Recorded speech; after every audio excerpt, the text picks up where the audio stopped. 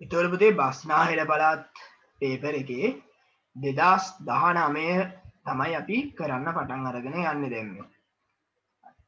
පුළුවන් ඒවා කරගෙන යමු ලොකු වෙලාවක් දෙන්නේ නැහැ අපි එහෙමම කරමු නේද? මෙතන කියනවා පහත දැක්වෙන රූප අතුරින් ද්විපාර්ශ්වික සමමිති අක්ෂය නිවැරදිව ඇඳ ඇති රූපය තෝරා එහි අක්ෂරය ලියන්නලු පුතේ. එතකොට මම මේක ඉලක්ක අඳින්නම්. හරියටම දෙකට බෙදෙන එක තෝරන්නයි ඕන වෙන්නේ පුතේ. හරිද? හරියටම දෙකට බෙදෙන්නේ පුතේ D වල. වෙන මොහොකවත් නැහැ පුතේ. මොකද මේවා දෙකට බෙදෙන්නේ නැහනේ හරියට. එහෙනම් D තමයි ඕකේ වෙන්න ඕනේ. ඊළඟට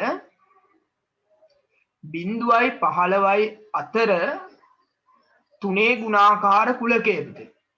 කුලකයක් වෙන් රූපයක දක්වන්නේ කොහොම වගේ රවුමක් ඇඳලා අපි එහෙමනේ ගන්නෙ නේද? රවුමක් ඇඳලා ඉවර වෙලා ඔයාලට පුළුවන් ඔය වගේ ඊතලයක් කොහොම ගහලා ඊට පස්සේ ඒනේ ඒ කියලා ලියන්න. ලියලා මේ තුනේ ගුණාකාර ටික මේක ඇතුලේ ලියලා දානවා පුතේ. 0.15 අතර තුනේ ගුණාකාර.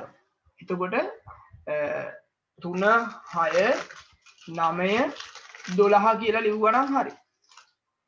3 6 9 12 මං වෙලා ඉක්මනට යන්න ඕන හින්දා මේක නිකන් ලියනවා පුතේ. ඉලක්කම් ගන්න ගියාම වෙලා යන හින්දා මෙහෙම ලියනවා 3 6 9 12 කොහොම ලිව්වනම් හරිනේ. අතර කිව්වහම පුතේ අපි ගන්න යන්නේ නැහැ 15 ගන්න යන්නේ. හරිද? ඊට පස්සේ සුළු කරනකොට අපි මේක ඉස්සල්ලාම කරන්න ඕනේ පුතේ බෙදීම. බෙදීම කරලා ඉන්න ඕනේ. එතකොට මෙතන 6 තියෙනවා ධන 15 3ෙන් බෙදුනාම 5යි. එතකොට 6යි 5යි පුතේ 11යි. උත්තරේ එන්න ඕනේ 11යි කියලා.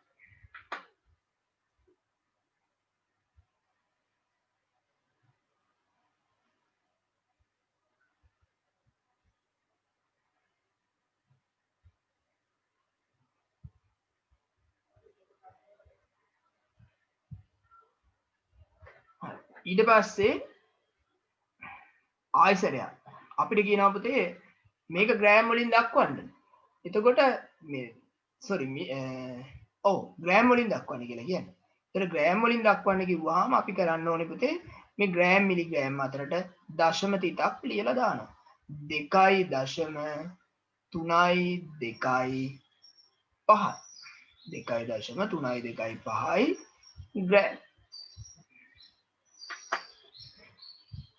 ඊළඟට අපිට කියනවා පුතේ දී ඇති තොරතුරු අණුව QRS පුතේ. කොහොමද අපි මෙතන QRS මේ ත්‍රිකෝණය කුමන වර්ගයේ ත්‍රිකෝණයක්ද? මේ පාද දෙක සමානයි පුතේ. පාද දෙක සමානයි කියලා කියන්නේ මේක සමද්විපාද ත්‍රිකෝණය. එහෙනම් ඒකට උත්තරේ ඔයාලා ලියලා තියෙන්න ඕනේ සමද්විපාද ත්‍රිකෝණයක් කියලා.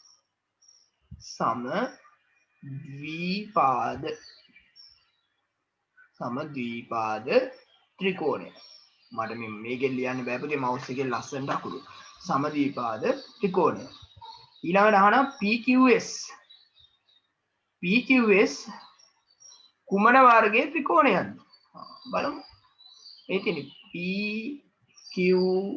PQS. ඒක අපිට පාදානුව කියන්නත් පුළුවන් කෝණානුව ලියන්නත් පුළුවන්. කෝණානුව ලියන්න තමයි මෙහෙම 110ක් කියලා දීලා තියෙන්නේ. 90ට වඩා වැඩිනේ පුතේ. එහෙනම් ඉතින් මේක අනිවාර්යෙන්ම මහා කෝණික ත්‍රිකෝණයක් විය යුතුයි. ඉතින් වඩා හොඳයි ඔයාලා ලිව්වනම් මේකේ මහා කෝණික ත්‍රිකෝණයක් කියලා. හරි දැන් ප්‍රශ්නයක් අහනවා මහා කෝණික නැතුව අපිට ලියන්න බැයිද විෂම ත්‍රිකෝණයක් කියලා. පුළුවන්. ඒ පුතේ විෂම ත්‍රිකෝණයක් කියලා ලියන්න පුළුවන් පාද තුන අසමානයි නේද? විෂම ත්‍රිකෝණයක් කියලා ලියා ගන්නත් පුළුවන්කම තියෙනවා මේකේ. හරි. එතකොට ඒ ටික හරි. ඊළඟට.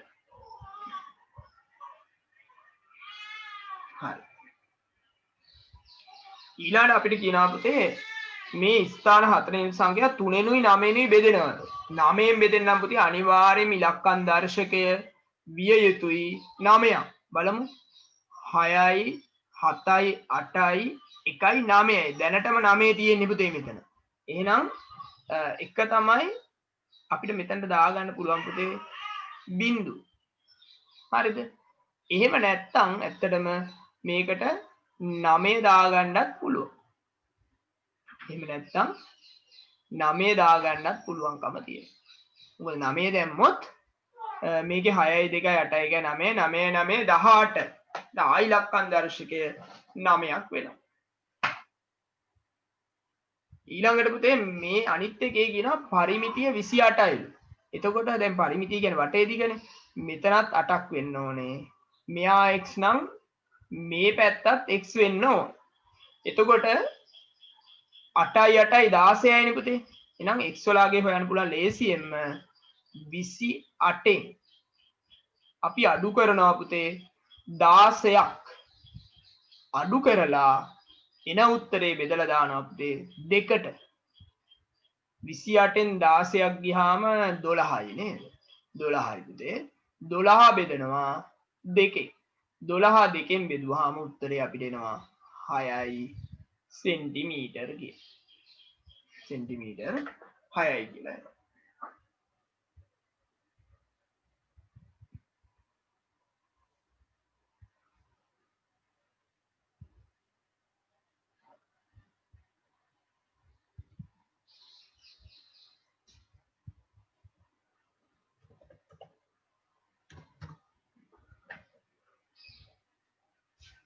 හරි. ඊළඟට අපිට කියනවා පුතේ දිනේෂිගේ උපන්දිනය 2003යි 7යි 15. ඇගේ නැගණියත් ඇයත් අතර අවුරුදු 4යි මාස 5යි දින 20ක වයස් පරතරයක් ඇත. අපිට කියනවා එහෙමනම් නැගණියගේ උපන්දිනය කවදාද කියලා. ඒක මම බෝඩ් එකේ හදන්නම්.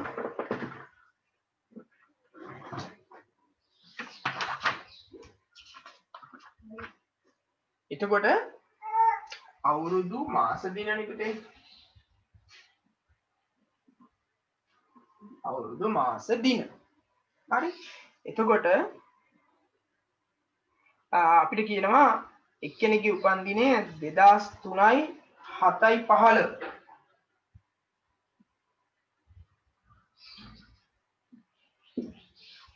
එහෙනම් කියනවා නංගි අවුරුදු 4යි මාස 5යි අවුරුදු 4යි මාස 5යි දින 20ක් වයස් පරතරයක් තියෙනවා. ඒතර පුතේ නංගි ඉපදිලා තියෙන්න ඕනේ අක්කට පස්සේනේ. දැන් මේ දෙක අඩු කළොත් එහෙම වෙන්නේ නංගි අක්කට කලින් උපදිනවා. එහෙම වෙන්න බෑනේ. ඒ නිසා මේකේ ඔයාලා කරන්න ඕනේ මේ දෙන්න එකතු කරන එක. එකතු කරමු. පැත්තක එකතු කළොත් පුතේ 35යි. දින 35ක් දාන්නේ නැහැ. අපි දාන්නේ දින උපරිම දාන්න ඕනේ 30 දින 30ක් කියන්නේ මාසයක් කියලා සලකන හින්දා මේකෙන් 30ක් අඩු කරනවා. අඩු කළාම 5යි. එතකොට එකක් ඉතුරුයි මෙතන. ඒක අරයි යනවා දින 30 අරයි යනවා මාසයක් විදියට. 7යි 5යි 12යි 1යි 13යි. මාස 13ක් තියන්නේ නැහැ නේ පුතේ. මේකෙන් 12ක් අඩු කරනවා අවුරුදු කොට දාන්න. 4යි 3යි 7යි අරහෙන් ආපු එකයි 8යි. උත්තරේ වෙන්නේ පුතේ 2008යි 1යි 5.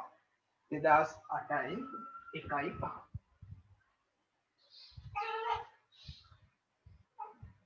නමයක් මෙහෙම හදන්නම්. ඍණ 9 ධන 7. නිකිල නිකිල එකතු කරනකොට අපි කරන්න ඕනේ ලොකු ගාණයෙන් පොඩි ගාණ අඩු කරලා ලොකු ගාණේ ලකුණ දාන්න. 9න් 7ක් ගියාම 2යි ලොකු ගාණ ඍණ. උත්තරේ එනවා පුතේ ඍණ 2යි කියන්නේ.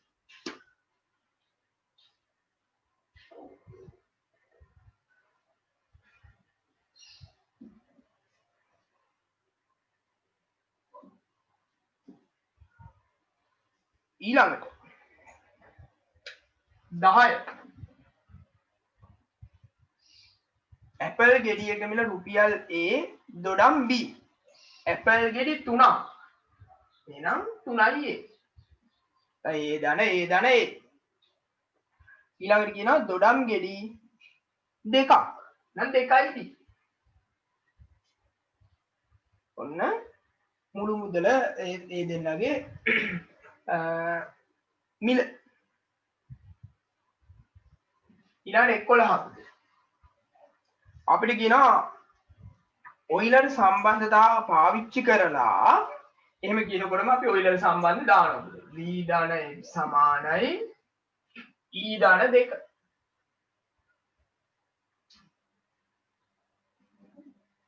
අපිට කියනවා ශීර්ෂ 5යි මූණත් 6ක් තිබ්බලු. මූණත් 6යි ශීර්ෂ 5යි. ඔයිලර් සම්බන්ධය භාවිතා කරමින් එහි ධාර ගාන සොයන්න. හරි මේකට ආදේශ කරනවා පුතේ. 6 5 11යි e ධන 2. දෙක අයින් කරනවා මේ පැත්තෙන්. ධන 2ට ඍණ 2ක් දානවා. එහෙට දැම්මම අනිත් පැත්තට දාන්න ඕනේ පුතේ. මේ දෙන්න කැපිලා ගිහිල්ලා 9යි කියලා අපිට ලැබෙන උත්තරේ වෙන්න ඕනේ 9.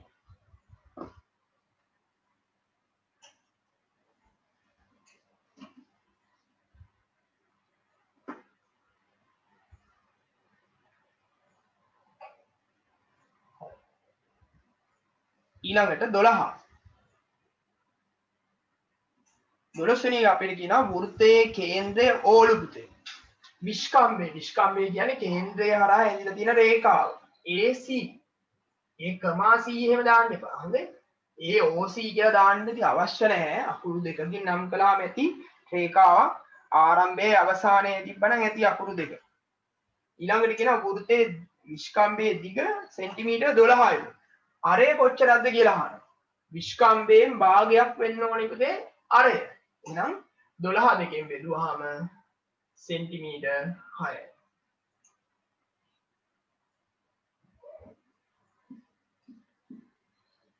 ඊළඟට අපිට කියනවා විෂම භාගයක් කරන්නලු. හරි ලේසි පුතේ විෂම භාගයක් කරන්න. 7 ඔහොමම තියලා මේ ටික ගුණ කරනවා. 7 වරක් 3 21යි 21යි 22යි 23යි. මේ දෙන්න ගුණ කරලා ඒකට මේක එකතු කරනවා.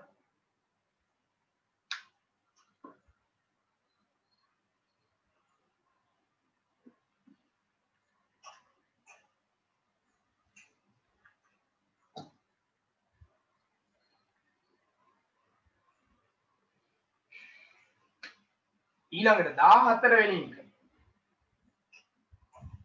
අපිට කියනවා පුතේ 14 වෙනි එකේ ඝනකාභ හැඩැති ඇසුරුමක දිග පළල උස දීලා පරිමාව අහනවා.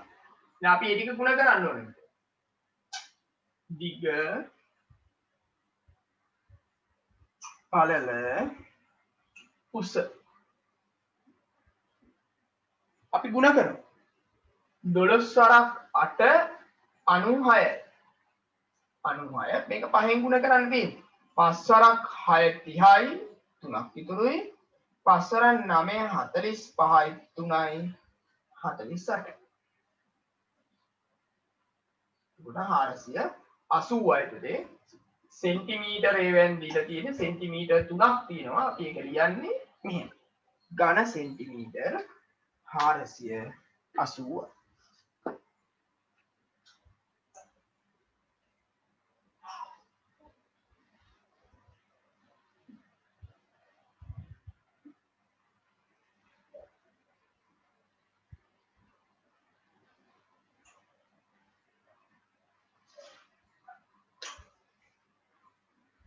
පහළ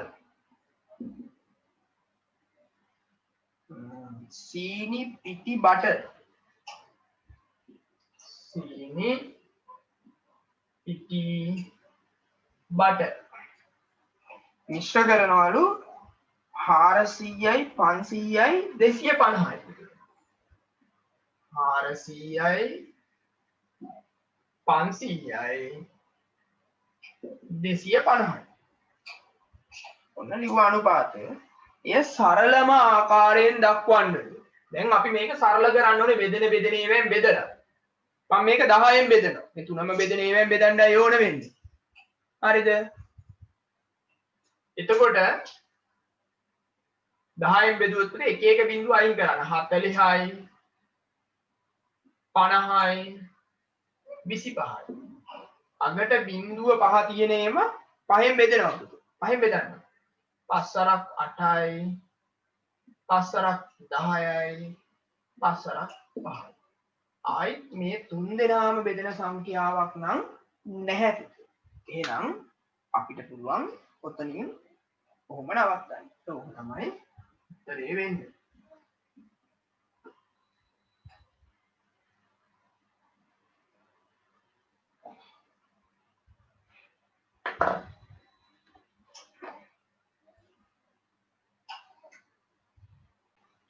මේකෙ පුතේ දැන් මේ 10යි 5යි බෙදන්න පුළුවන්. එහෙම බෙදන්න බෑ පුතේ. එනේ 8යි 10යි බෙදන්න පුළුවන් දෙකෙන්.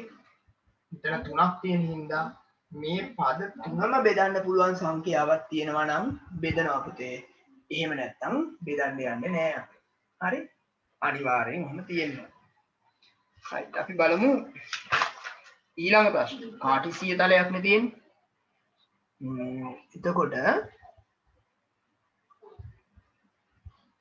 කාටිසීය තලයේ ලකුණු කරලා තියෙන A හා B ලක්ෂවල ඛණ්ඩාංක ලියන්න කියනවා. පුතේ A වල මේ පල්හැයාගේ තමයි මුලින් ලියන්නේ. බිංදුවේ 2 මේ තියෙන්නේ. B වල පහළ තියෙන x පැත්තේ තියෙන 3 මේ පැත්තේ තියෙන 4. හරිද? එතකොට B කියන්නේ පුතේ 3 4. එතකොට මට ලියන්න පුළුවන් 16 වෙනි එක A ලක්ෂයේ ඛණ්ඩාංක වෙන්නේ බිංදුවේ 2. B ලක්ෂයේ ඛණ්ඩාංක වෙන්නේ පුතේ x වලගේ මුලින් ලියන්න. මේ පැත්තට වෙන එක ලියන්න මුලින් 3 4 3 4.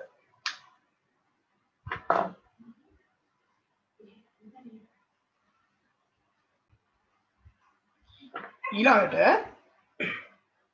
17 වෙනි එකේ කියන අපේ පානීය ජල බෝතලයක අඩංගු ජල ප්‍රමාණය ලීටර් 1යි මිලිලීටර් 250යි. එවැනි බෝතල් 6ක ජල ප්‍රමාණය කොපමණ දාන්න? මේ ලැබෙන ගාන 6න් ගුණ කළා නම් හරි. 6 වරක් 0යි 6 වරක් 5 30යි 3ක් ඉතුරුයි 6 වරක් 2 12යි 13යි 14යි 15යි එකක් ඉතුරුයි 6 වරක් 1 6යි 1යි 7යි ලීටර් 7යි මිලිලීටර් 500යි.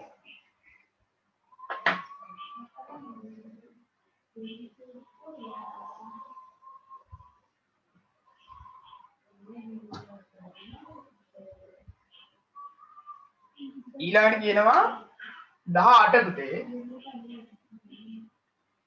තොග වෙලෙන්දේ බිත්තර 100ක් මිලට ගත්තා. ප්‍රවාහනයේදී 8ක් බිඳුණා. නොබෙදුණු බිත්තර ගණන මිලදීගත් බිත්තර සංඛ්‍යාවේ භාගයක් ලෙස මිලදීගත් බිත්තර ගාන පුතේ 100යි. ඊළඟට බිදුනේ නැති බිත්තර ගාන වෙන්නේ 8ක් බිදුනානේ පුතේ. 100න් 8ක් ගියාම 92යි. භාගයක් විදිහට කිව්වහම 92. දැන් හරය 100 වෙන භාගයක් කියන්නේ ප්‍රතිශතයක් තමයි.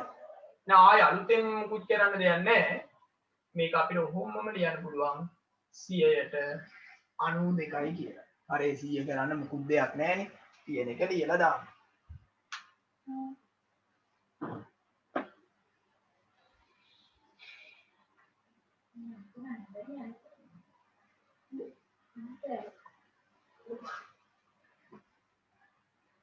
ඊළඟට 18 වෙනි ගානේ අපිට කියන 19 වෙනි ගානේ කියනවා ශුද්ධ ටෙසලාකරණයක් සඳහා යොදාගත හැකි තල රූපය තෝරලා යටින් ඉඩක් අඳින්නද පුතේ. ඒ ශුද්ධ ටෙසලාකරණයක් කියලා කියන්නේ එක රූපයක් පාවිච්චි කරලා සම්පූර්ණ ටෙසලාකරණයම හදන්න පුළුවන් පුතේ.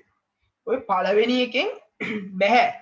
හේතුව මේ පාද සමාන නෑනේ පුතේ. මේ හතර සමානයි, මේ දෙන වෙනස්. ඒතර එකට එක හේතු කරලා තියන්න බෑ. හැබැයි මෙයා පුළුවන්. මේ රූපෙන් හදන්න පුළුවන් පුතේ දෙවෙනි එකේ. මේකෙත් බෑ, මේකෙත් බෑ. ඉඩ ඉතුරු වෙනවා. එතකොට ඔයාලට උත්තරේ විදියට ගන්න ඕනේ පුතේ දෙවෙනි එක. දෙවෙනි එක.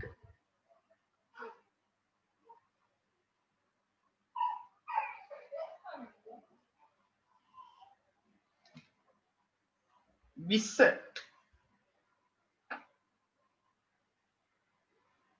විසිවෙනි එකේ අපිට කියනවා කාසියක් වරක් උඩ දැමූ විට උඩට හැරෙන වැටෙන පැත්ත නිරීක්ෂණය කරාම ලැබිය හැකි සියලු ප්‍රතිඵල මොනවාද?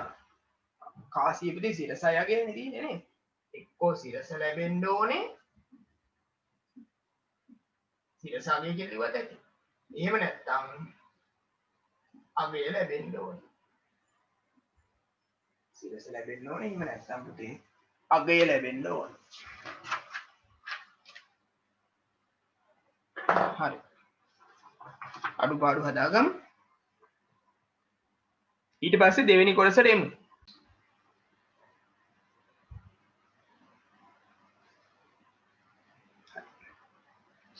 බලමු තේ දෙවෙනි කොටසේ අපිට කියනවා එක්තරා පාසලක 7 ශ්‍රේණී සිසුන් කණ්ඩායමක් විසින් පරිමාණ රූප ආශ්‍රිත ක්‍රියාකාරකමේදී සකස් කරන ලද නිවස සහිත ඉඩමක සැලැස්මක්. ඒ කියන්නේ දැන් මේකේ මේ සම්පූර්ණ මේ කොටුව තියෙන ඉඩම. එතකොට මේ තියෙන නිවස. හරි. පරිමාණය 1:200යි කියලා තියෙනවා. ඒක අපි හදාගමු. ඊට පස්සේ කියනවා D1 දොරේ D1 කොබන් D1 ආවේදී D1 දොරේ සැබෑ දිග සොයන්න. ඒ මෙතන මෙහෙම පෙන්වන්නේ මේ දොර අරිනවා කියලා කියන්නේ. හරි. එතකොට මේක තමයි පරිමාණ රූපේ තියෙන ප්‍රමාණය 0.8. එහෙනම් 70ගේ හොයා ගන්න ඕනේ. පරිමාණේ තියෙන 1:200යි නේ පුතේ. එහෙනම් අපි මේ 1:200 කියන එකෙන් පොඩක් හදාගමු. පළවෙනිට 1/200. මේකේ තේරුම සෙන්ටිමීටර් එකකින්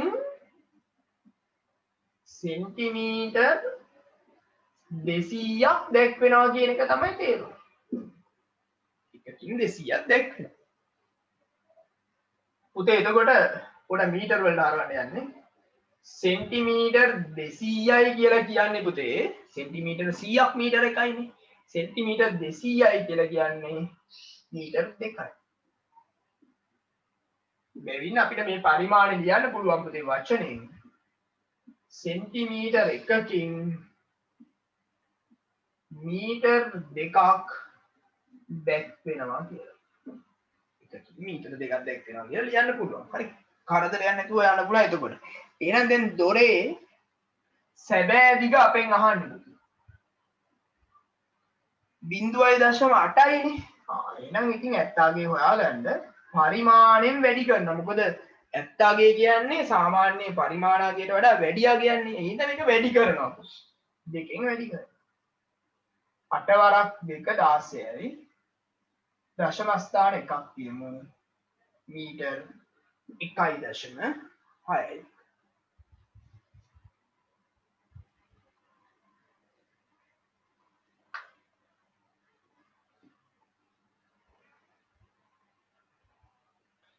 ඊට පස්සේ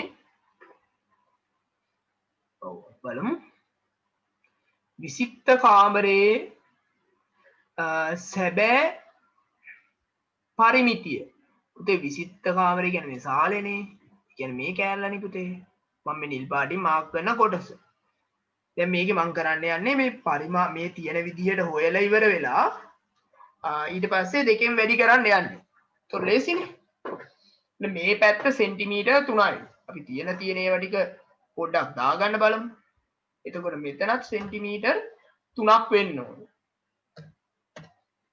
හරි. ඊළඟට මෙතන ඉඳලා මෙතනට දුර හොයාගන්න බලමු පුතේ. මෙතන 2යි. ඒ දෙක කියන්නේ මෙතනලා මෙතනටත් 2යිනේ. මෙතන 0.8යි මෙතන 0.7යි. ඒතර 8යි 7යි 15යි 2.5ක් මෙතන තියෙන්නේ නේද? 2.5යි 2යි එකහු කළාම මෙතනට ඒ පුතේ මේ සම්පූර්ණ නිල් පාට දිගේ 4.5ක් නේද? 4.5. එතකොට මේ පැත්ත 4.5 නම් හරිය නේද? ඔව් 4.5. මේ පැත්ත 4.5 නම් අනිවාර්යෙන් පුතේ මේ පැත්තත් 4.5ක් වෙන්න ඕන. එහෙනම් දැන් මෙයාගේ පරිමිතිය හොයන්න මම කරන්න යන්නේ පරිමාණ රූපේ පරිමිතිය හොයන්න යන්නේ 4.5 ඒවා 2යි 3 ඒවා 2යි එකතු කරනවා.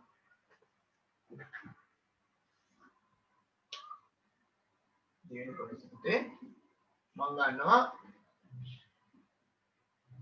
පරිමාණ රූප ඉස්සෙල් හොයලා ඉන්නේ. පරිමාණ රූපයේ පරිමිති 4.5 2යි අපි එකව කරනවා 3 ඒවා 2යි 4.5 4.5 කියන්නේ 4යි 4යි 8යි 1යි 9ක් 9යි 10යි 11යි 12යි 13යි 14යි 15යි පරිමාණ රූපේ නම් සෙන්ටිමීටර 15. එහෙනම් ඇත්ත අපෙන් අහන්නේ පරිමාණ නෙමෙයිනේ. සැබෑ පරිමිතිය. සැබෑ පරිමිතිය වෙන්නේ මේ ලැබෙන ගාන පුතේ අපි ಗುಣ කරනවා පරිමාණයෙන්. පරිමාණය 2යිලුනේ. 2කින් ಗುಣ කරනවා. ಗುಣ කළාම අපිට ලැබෙනවා 30යි. හැබැයි එතකොට එන්නේ මීටර. මීටර් 30ක් කියලා එනවා.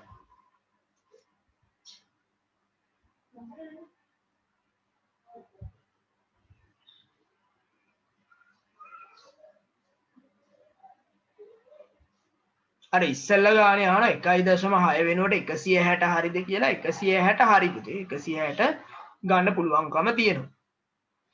එතකොට මේකේ ඔයාලාට මේ දිග හරියට ගන්න ඕනේ කියලා මං කිව්වා. මෙන්න මෙයාගේ හරියට හොයා ගන්න ඕනේ කියලා මං කිව්වේ. මේ පැත්ත 3යි මේ පැත්ත 3යි. මෙතන ඉඳලා මෙතනටම එකතු කරගන්න පුතේ. මෙයා දෙක නම් මේ කැල කොහොමද 2යිනේ. 2යි මෙතන 1.7යි මෙතන 0.8යි. ඔය ටික එකහු කරගත්තාම තමයි 4.5ක් එනවා කියලා මං කිව්වේ. ඒ කියන්නේ 0.8යි 1.7යි මෙතන 2යි. මේ ලියන්නේ ඔහොම 8යි 7යි 15යි 2යි 1යි 3යි 1යි 4යි 4.5යි. ඒක තමයි ගත්තේ මම. 4.5ව දෙකක් එනවා දෙපැත්තට. දශම එකතු කරනකොට දශම පිට එක පොලිමේ තියෙන විදිහට ලියාගත්තාම හරියට කොට ස්ථානීය අගයන් හරියට ලැබෙනවා.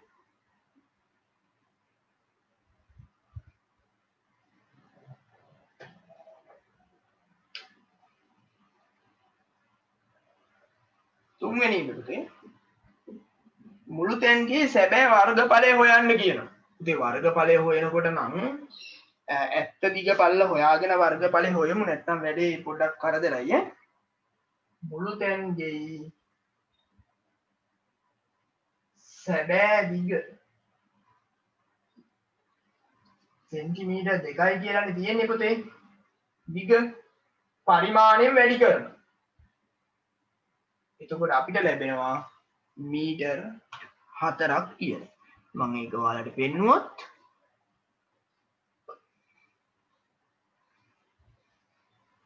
මේ තියෙන්නේ පුතේ මේකනේ මුළු තැන්ගේ.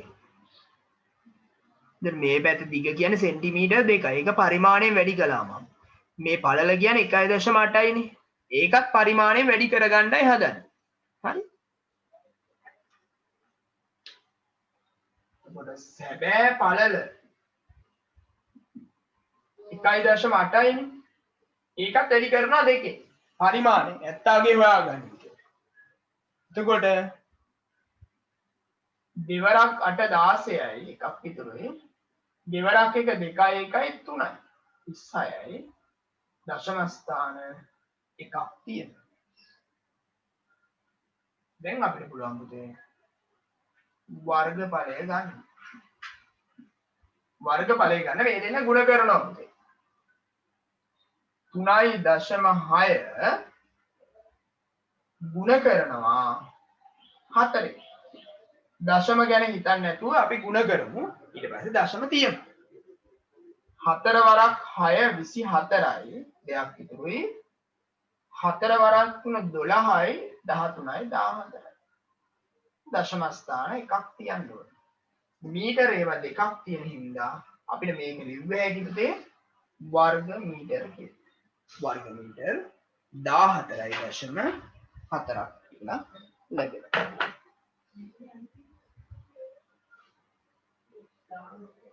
දැන් පොඩ ඉස්සරහට හදමු බලන්න පුතේ.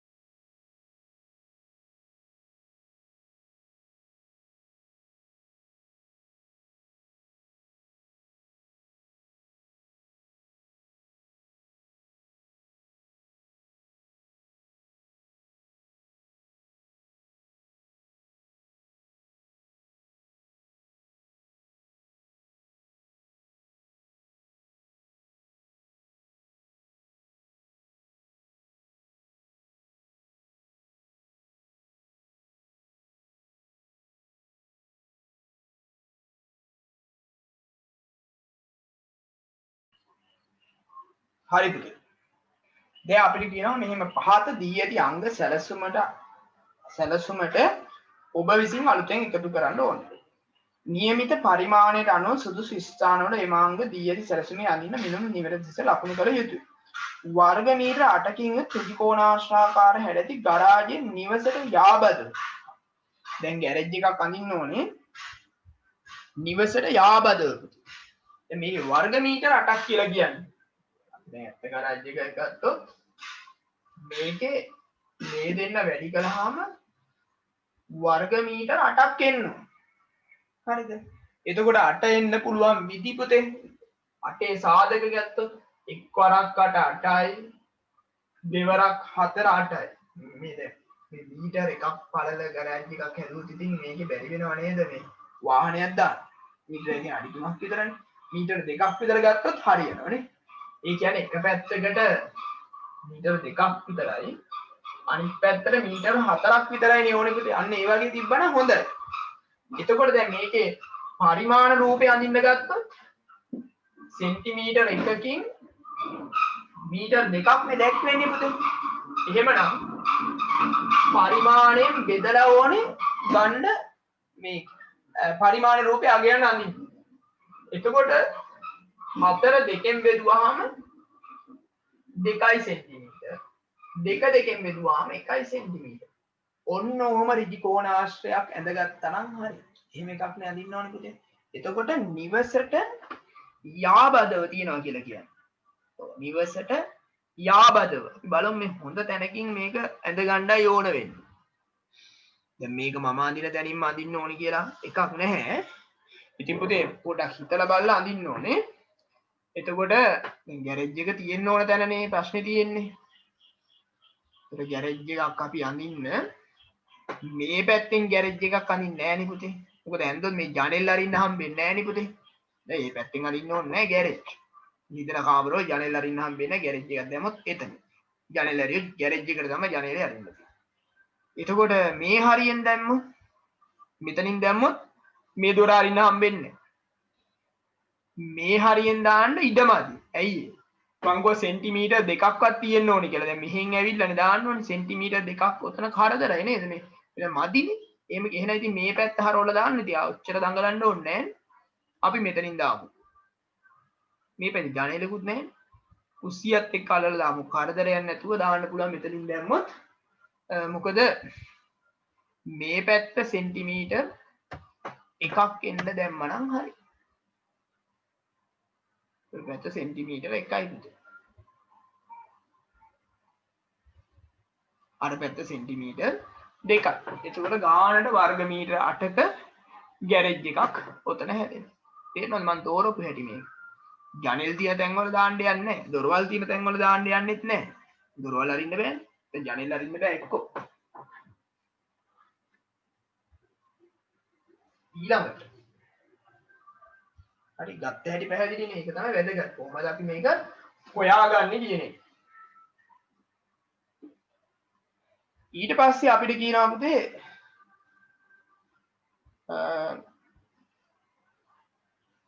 දිග මීටර් 5යි පළල මීටර් 3යි. දිග මීටර් 5යි පළල මීටර් 3ක් වෙන ඍජු කෝණාශ්‍රාකාර නාන තටාකයක්. බලමු දැන්. දිග මීටර් 5යි පළල 3යි. එතකොට දැන් මේකේ පරිමාණ රූපේ ප්‍රමාණය ගත්තොත් මේක දෙකෙන් බෙද බෙද ගත්තා නම් හරිනේ පරිමාණයෙන් බෙදන්නනේ ඕනේ වෙන්නේ.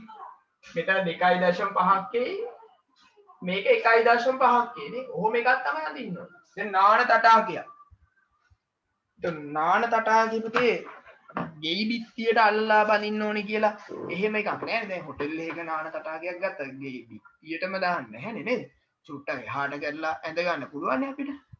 දැන් මෙතන අපි දාලා තියෙන්නේ ගෑරේජ් එක. දැන් නාන තටාකය දැන් දා ගන්න ඕනේ පුතේ. තව කොහේ හරි තැනක මේ වත්තේ ඕන තරම් ඉඩ තියෙන්නේ. ඉඩ තියෙන දිහාක දැම්මනම් හරි. මේ අස්සෙන් දාන්න යන්න ඕනේ නැහැ නේද? 2.5 එහෙම එකක් දාන්න බෑනේ මේ අස්සෙන්. මේ මෙහෙ ඉඩ තියෙන්නේ මේ වගේ ඔයාලා කැමති දිහායකින් නාන තටාකයක් කොහොම අඳින්න. ඒතර ඇඳලා අගයන් ටික ලියන්න කියලා කියනවා. එතන මේකේ පළල 1.5යි ඊළඟට දිග 2.5යි.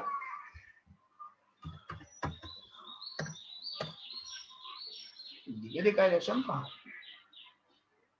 මේ දෙක තියෙන්න ඕනේ පුතේ. ලිය වෙලා තියෙන්න ඕනේ. නැත්තම් එහෙම හොයන්න බෑනේ අපි මොකද්ද කරේ කියලා.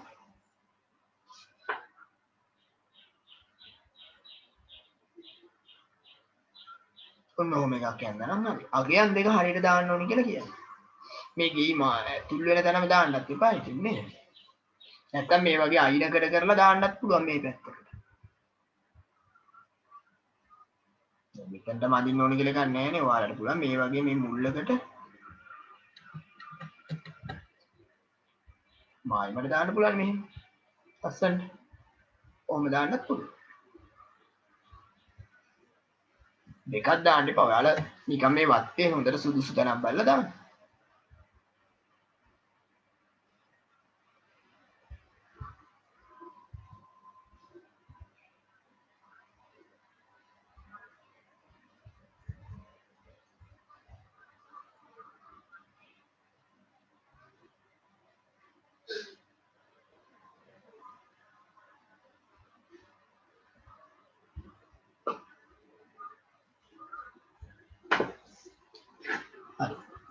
B එකට උත්තරේ අහනවා පුතේ අපි අර n එක පුතේ මොකක්ද මේ ගෑරේජ් එක යන්නේ ඒක.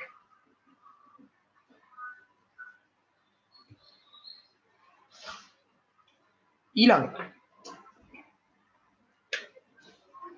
දෙවෙනි ගාන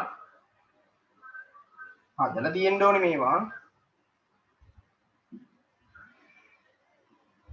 243 ප්‍රථමක සාධකවල ගුණිතයක් ලෙස ලියන්න. එතකොට අපි කරන්නේ මේක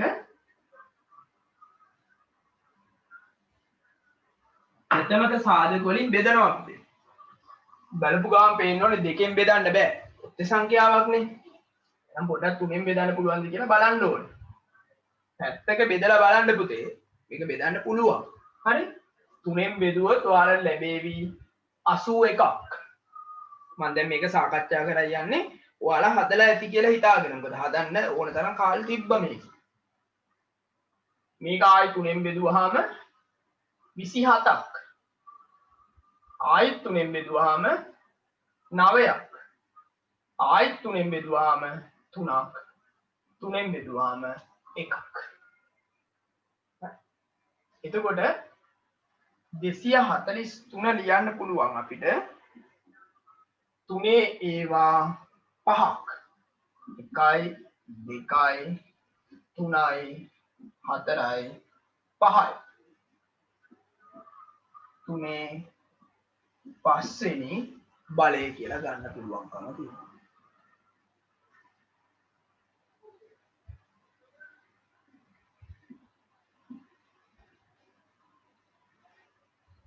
එතකොට මේ තියෙන පුතේ පළවෙනි එකට උත්තරය මේ තියෙන්නේ දෙවෙනි එකට උත්තරේ. ඇයි මේක ගුණිතයක් විදිහට ලියන්නලු මෙහෙම ඒ බල විදිහට ලියන්න. ඊට පස්සේ තුන්වෙනි එකේ අපිට කියනවා පුතේ දර්ශක අංකණයෙන් ලියන්න. බලන්න දෙකේ ඒවා තියෙනවා 4ක්. දෙකේ 4 වෙනි බලය x ඒවා තියෙනවා 2ක්. x වල දෙවෙනි බලය y ඒවා 1ක්. එක ලිව්වත් එකයි නැත්නම් එකයි.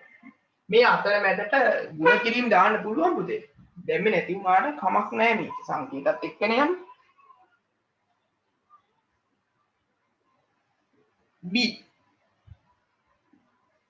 අගේ හොයන්න තියෙනවා. a වර්ගය b තුන්වෙනි බලය පුතේ. එතකොට a ගුණ කිරීම a b ගුණ කිරීම b ගුණ කිරීම b. කොහොමනේ තේරුම? a ට තුනේ ඉලක්කම දාන්න. ඊළඟට b ට 2 දාන්න.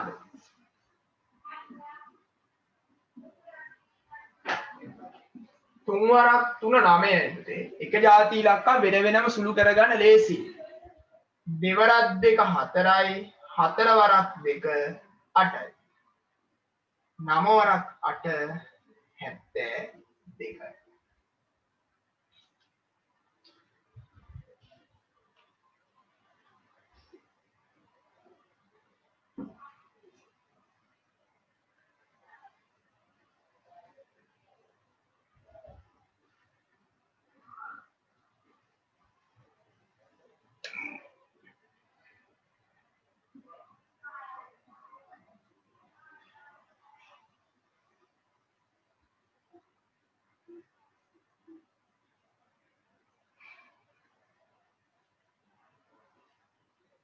ඊළඟට දෙවෙනි කොටස 4ab වර්ගය 4ab වර්ගය.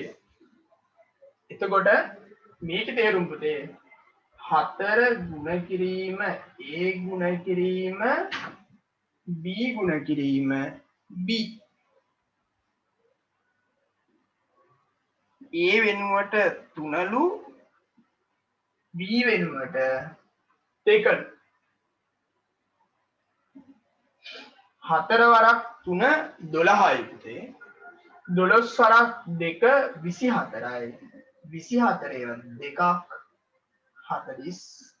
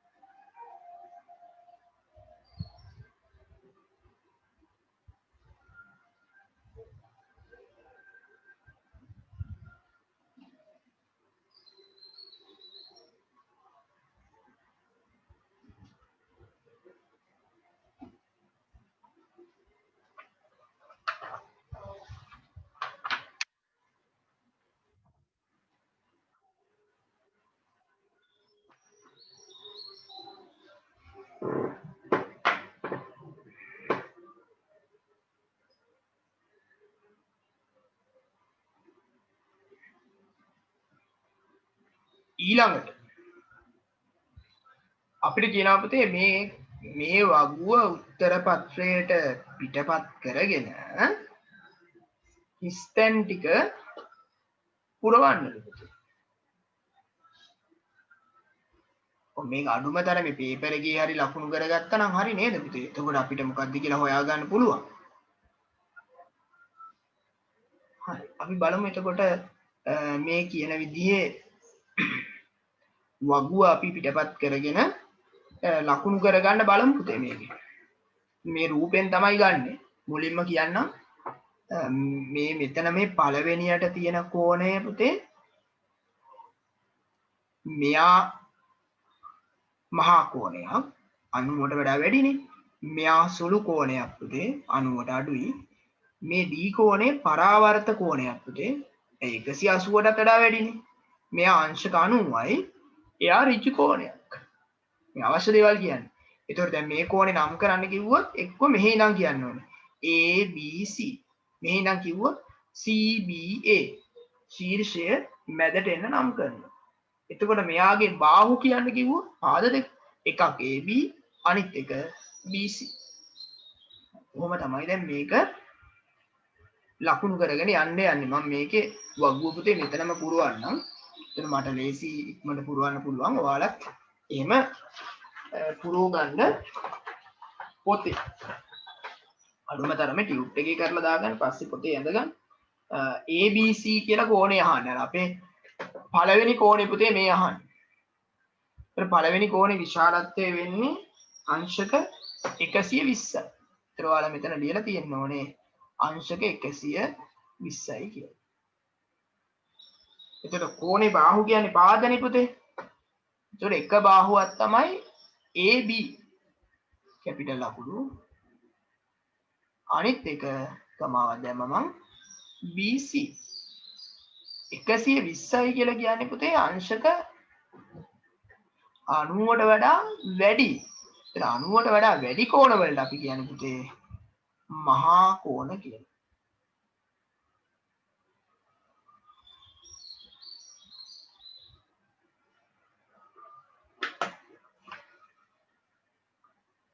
ඊට පස්සේ අනිත් එක BCD ඒ කෝණයේ විශාලත්වය නම් අංශක අපිට දීලා තියෙන පුතේ 30යි කියලා. මෙතන එතකොට ඔයාලා ලියන්න ඕනේ අංශක 30යි කියලා. ඒක පාද නැත්නම් බාහු එකක් BC CB ලියන්නත් පුළුවන්. අනිත් එක CD.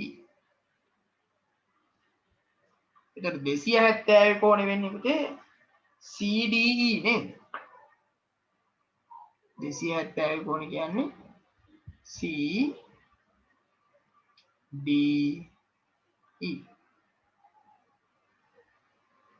හරිනම් මෙතන පරාවර්ත කියලා ලියන්නත් ඕනේ ඉතින්. එතන මේ කෝණය පරාවර්ත කෝණය.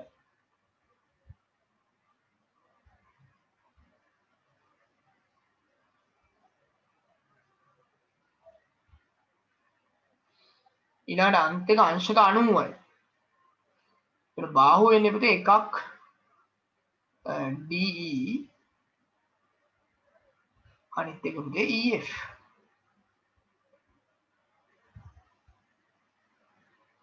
එතන මේක ඍජු කෝණයක් අංශක 90යි.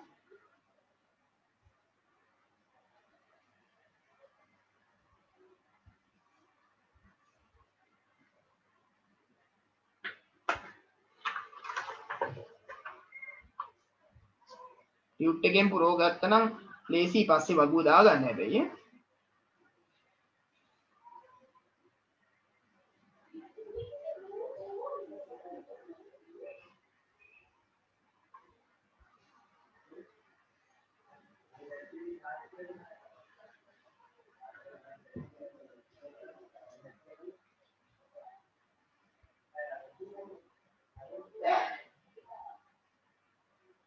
ඊළඟට අපිට කියනවා පුතේ මේ ස්ථිතික කෝණයකටයි ගතික කෝණයකටයි උදාහරණයක් බැගින් දෙන්න. ස්ථිතික කියන්නේ පුතේ විශාලත්වය වෙනස් වෙන්නේ නැති කෝණ.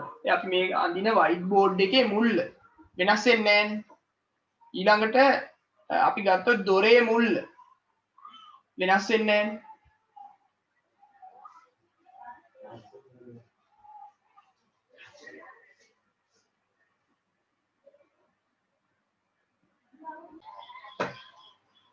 හරි පුතේ. එතකොට එකක් තමයි දොරක මුල්ලක්, ජනේලයක මුල්ලක්, මේසයක මුල්ලක්, ස්ථිතික කෝණ පුතේ. ගතික කෝණ කියන්නේ පිහිටීම වෙනස් වෙනවා, විශාලත්වය වෙනස් වෙන ඒවා. ඔරලෝසුවේ කටු විනාඩි කටුවයි තප්පර කටුවයි අතර කෝණය. දොර සහ බිත්තිය අතර කෝණය. ඊළඟට ජනේලය සහ බිත්තිය අතර කෝණය. පොතක් පෙරලන විට පිටු අතර කෝණය. ඔය වගේ ඒවාට අපි කියනවා ගතික කෝණ කියලා පුතේ.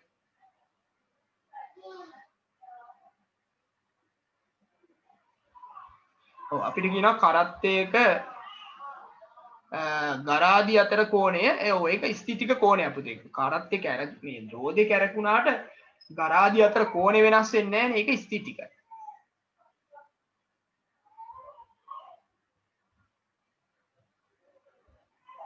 කතුරකින් කැපීමේදී හැදෙන කෝණය හරි පුතේ. කතුරකින් කැපීමේදී ගතික කෝණය.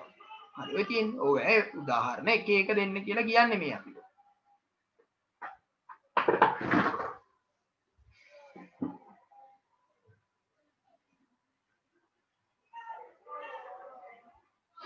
ඊළඟට හතරවෙනි ගානට එමු පුතේ අපි.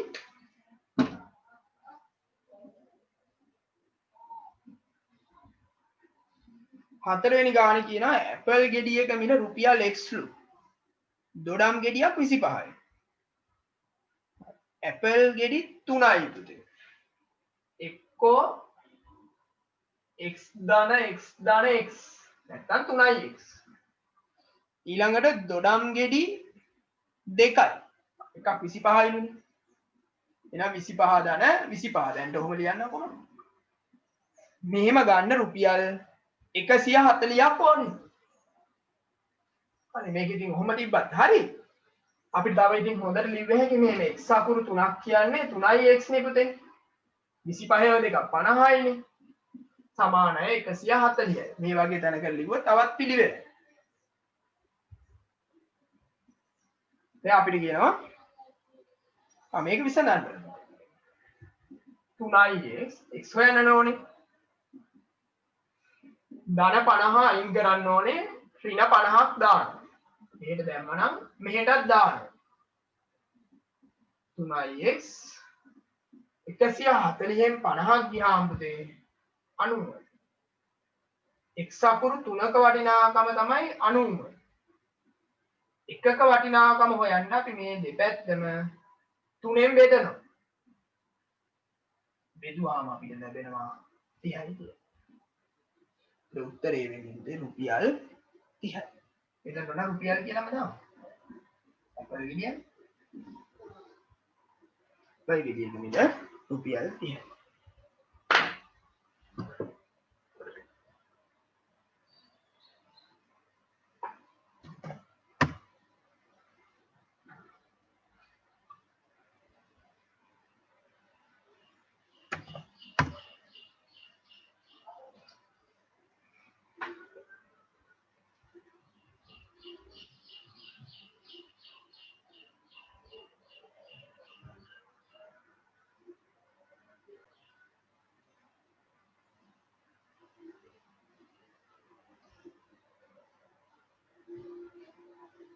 අනිත් එකේ අපිට කියනවා පුතේ මෙහෙම එකක්.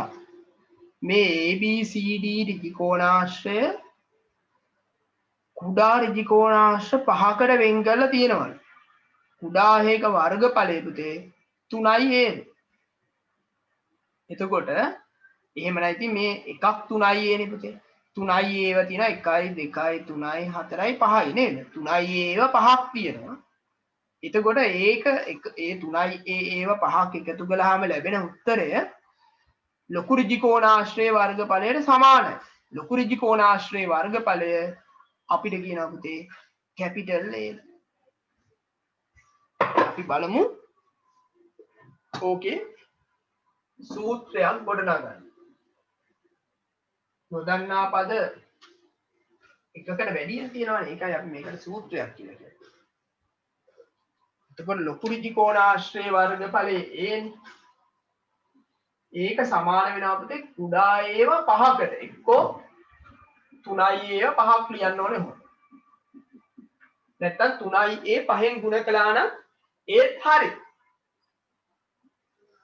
3යි 6යි 9යි 12යි 15යි. ඒ අකුරු තියෙනවා 15.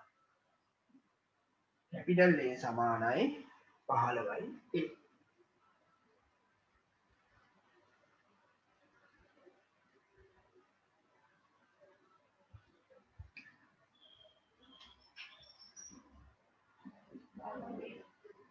ඊට පස්සේ අපිට කියනවා ඉහත ඍජුකෝණාශ්‍රයේ වර්ගඵලයට වඩා වර්ග ඒකක 4ක් අඩු වෙනත් ඍජුකෝණාශ්‍රයක්. වර්ගඵලය B හා සිම්පල් A අතර සම්බන්ධය දැක්වීම සූත්‍රයක්. මෙයා දැන් 15යි එන්නේ පුතේ. එයාට වඩා 4ක් අඩුයිලු අනිත් එකේ. කොහොම අඩු කළාම ලැබෙන උත්තරේ සමානයිලු B.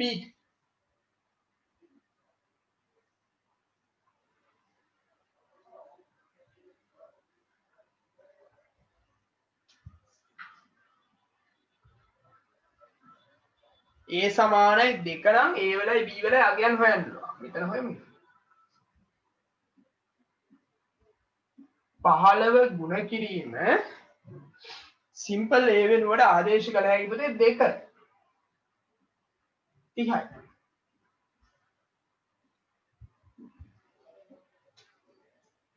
B 15යි A කියලා කියන්නේ දැන් 30යිනේ. ඒකෙන් අඩු කරනවා 4ක්. 26යි.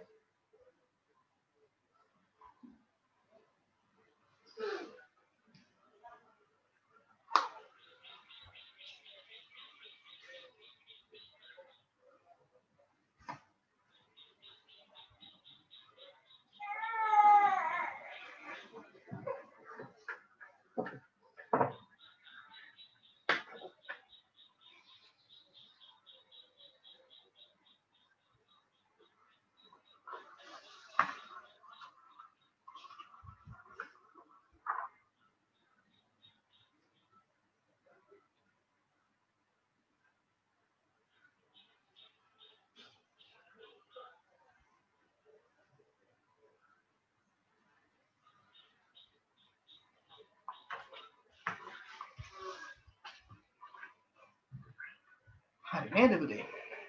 එහෙනම් අපි බලමු පස්වෙනි ගාන.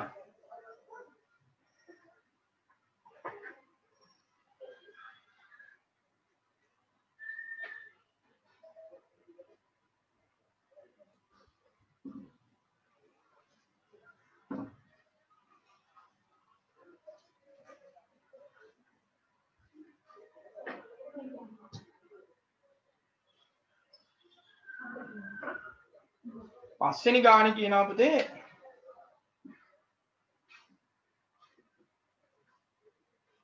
දශම සංඛ්‍යාවක් විදිහට දක්වන්නලු 1.5න් 2. හරි. එක එක විදිහට පුළුවන් ඉතින්. අපිට ඕනනම් මේ 5න් 2 දැන් දශම කියන පුතේ හරය 10ට හරි 100ට හරි 1000ට හරි කියනවාම හරිනේ. අපිට ඕනනම් මෙහෙම කළ හැකි ලේසියෙන්. මේක ලිව්ව හැකි 1 ධන 5න් 2. මෙයාව පුතේ මම ගුණ කරනවා 2. එතකොට එනවා 10න් 4. දැන් 10න් 4යි කියලා කියන්නේ පුතේ 0.4. 1 ධන 0.4 කියන්නේ. 1 කියන්නේ පුතේ 1.0.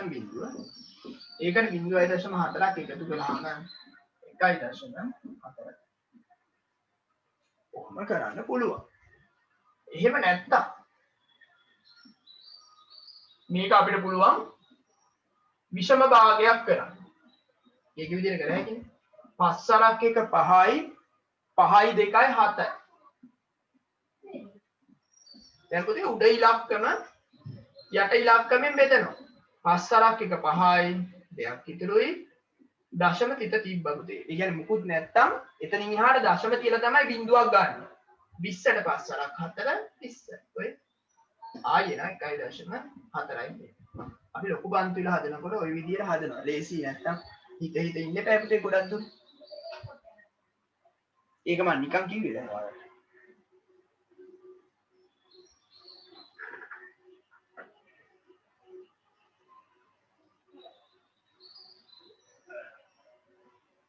ආ 1.4යි බිඳුව හරිද කියලා අහන්නේ හරි පුතේ. 1.4යි බිඳුව. එහා පැත්තට කොච්චර ගියත් කමන්නේ බිඳුව. එහා පැත්තට බිඳුව යනවා කියන වටිනාකමක් නැහැ නේ පුතේ මේ පැත්තට.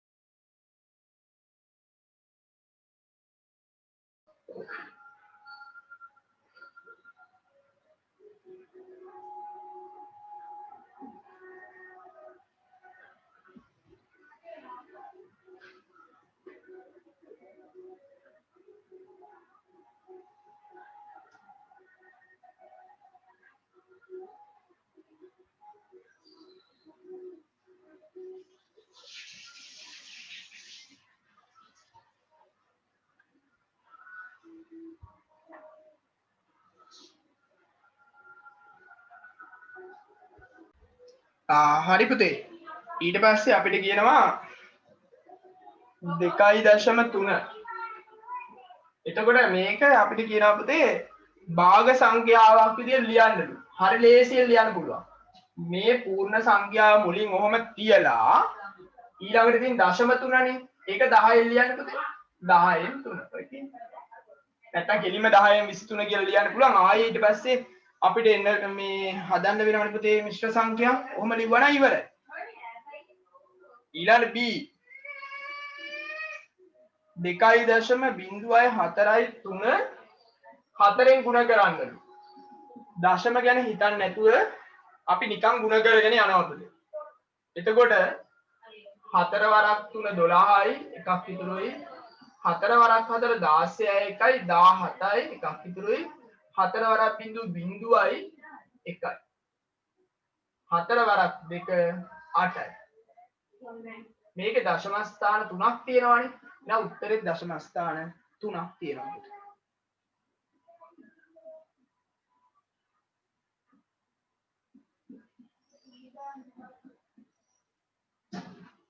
10න් ගුණ කරන්න තියෙන්නේ.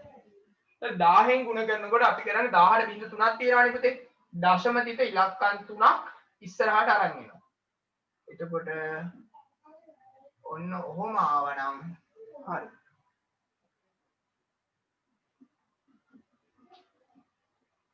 ඊළඟ ගානේ අපිට කියන්නේ පුතේ 10න් බෙදන්න. ඒකත් හරි ලේසි. බෙදනකොට 10ට එක බිංදුවයිනේ තියෙන්නේ. දශම තිතේ ඉන්න එක ස්ථානයක් ආපස්සට අරගෙන යන්න.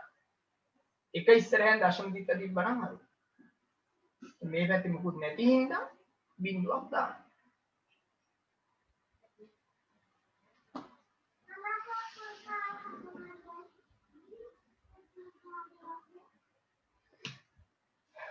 ඊළඟට පුතේ 4 වෙනි එක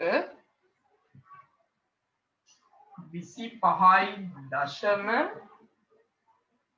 8යි 2යි 4 බෙදන්න කියනවා 8යි මේ පැත්තට බෙදමු 0යි 2යි 25ට 8 වරක් 3 24යි එකක් ඉතුරුයි 8 ගත්තා 18ට 8 වරක් 2 16යි දෙකක් ඉතුරුයි 22ට 8 වරක් 2 16යි 6ක් ඉතුරුයි 64ට 8 වරක් 8 64යි අන්තිමට දශම තිත කෙලින් දශම තිතක් තියන්න 3.2.8 මුල බිංදුව තිබ්බත් එකයි නැතත් එකයි. එහෙම ප්‍රශ්නයක් නෑ නේ පුතේ ඒකට.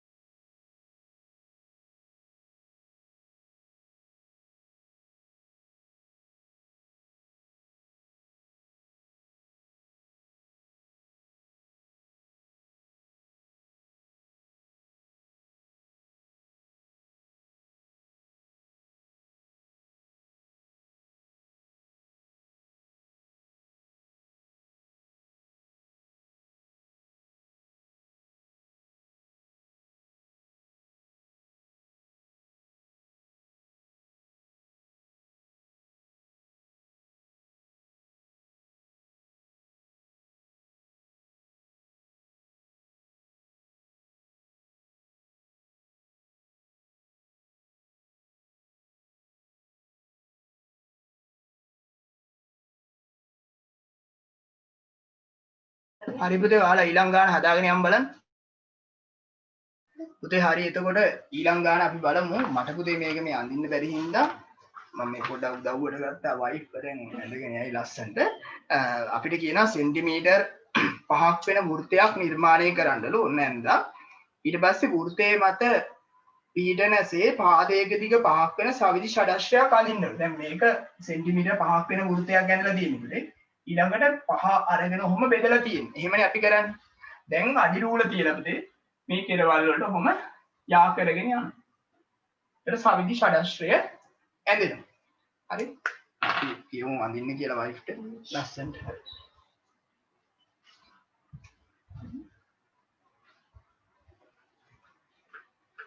ඔයාලත් කරගෙන යන්න.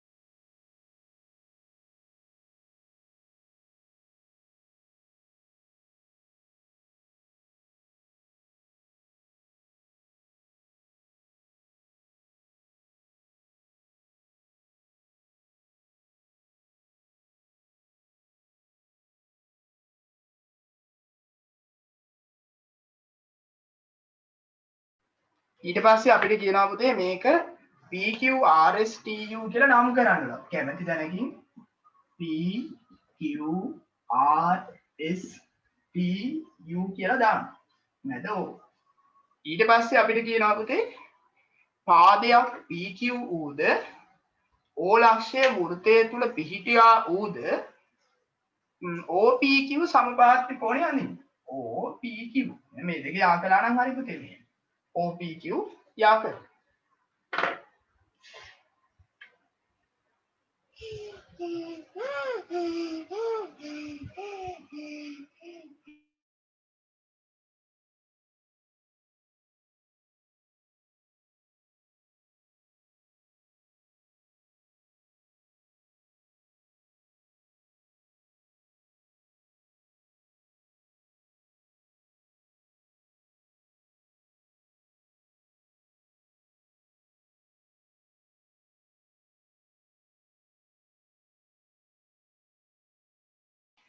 ඊට පස්සේ අපිට කියනවා මේ කෝණය මැනලා ලියන්න දුන්නේ.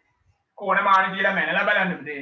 මේ කෝණයේ අංශක 60ක් කෝණමාන කියලා මැනලා බලන්න මෙහෙම අංශක 60ක් ලැබෙවි. හරි. ඊට පස්සේ අපි බලමු අවසාන ගාන පුතේ. හරිනේ මේක නේද? අවසාන ගාන ඒක මම කියන්නම් පුතේ. ඔක වෙන්නලා ඉව කියන්න ඒක ලේසි.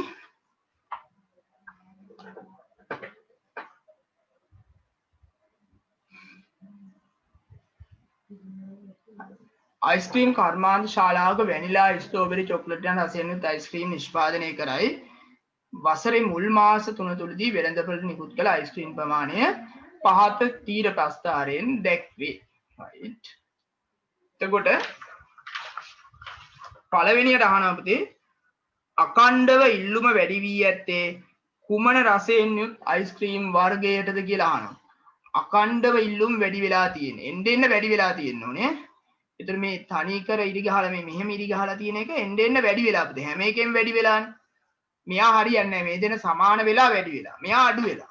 මෙයා තමයි හරියන්නේ. ඒ කියන්නේ වැනිලා. ඔයාලා පළවෙනි එකේ ලියන්න ඕනේ වැනිලා.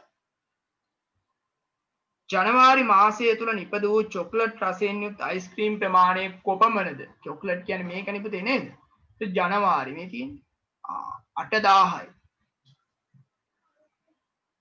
පෙබරවාරි මාසය තුල නිපද වූ මුළු අයිස්ක්‍රීම් ප්‍රමාණය මේ කට්ටිය ඔක්කොගේම එකතුව පුතේ 5000යි 4000යි 9000යි 9000යි 7000යි එකතු කළාම පුතේ 16000යි නේ. උත්තරේ එන්න ඕනේ 16000යි. තුන්වෙනි එකේ 16000යි. ඊළඟට කියන්න ඕනේ හතරවෙනි එක. මාර්තු මාසයේ නිපද වූ චොක්ලට් රස අයිස්ක්‍රීම් ප්‍රමාණයයි පෙබරවාරි මාසයේ ස්ට්‍රෝබෙරි රස අයිස්ක්‍රීම් ප්‍රමාණය අතර වෙනස. එතකොට මෙයාගේ පුතේ චොක්ලට් රස අයිස්ක්‍රීම් ප්‍රමාණය මේ දෙක මැද තියෙන්නේ. ඒ කියන්නේ 6500යි. ඊළඟට පෙබරවාරි ස්ට්‍රෝබෙරි ස්ට්‍රෝබෙරි කියන්නේ මෙන්න මේකනේ. ස්ට්‍රෝබෙරි කියලා කියන්නේ 4000යි නේ. 2500. වෙනස් වෙනවා 2500ක් කියලා. ලීටර් දාමු නේද? ලීටර් කියලා දාමු.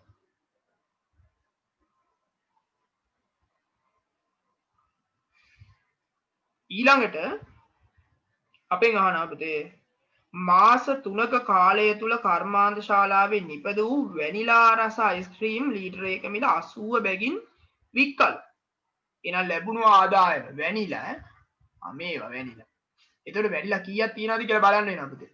2000යි 5000යි 7000යි 7000යි මෙතන තව 6000ක් තියෙනවා. 13000ක් තියෙනවා. ලීටර් 13000 වැඩි කරන්න ඕනේ පුතේ 80 13000 වැඩි කරනවා පුතේ අපි 80 බිංදු ඔක්කොම අමතක කරලා 13යි 8යි වැඩි කරලා බලමු 8 වරක් 3 24යි දෙයක් ඉතුරුයි 8 වරක් එක 8යි 2යි 10යි මෙතන එනවා 104යි බිංදු දාන්න ඕනේ 3යි 4ක් රුපියල් 1 මිලියන 40000යි 1 මිලියන 40000 ඔන්න මම මේ පේපර් එක හදලා ඉවර කළා පුතේ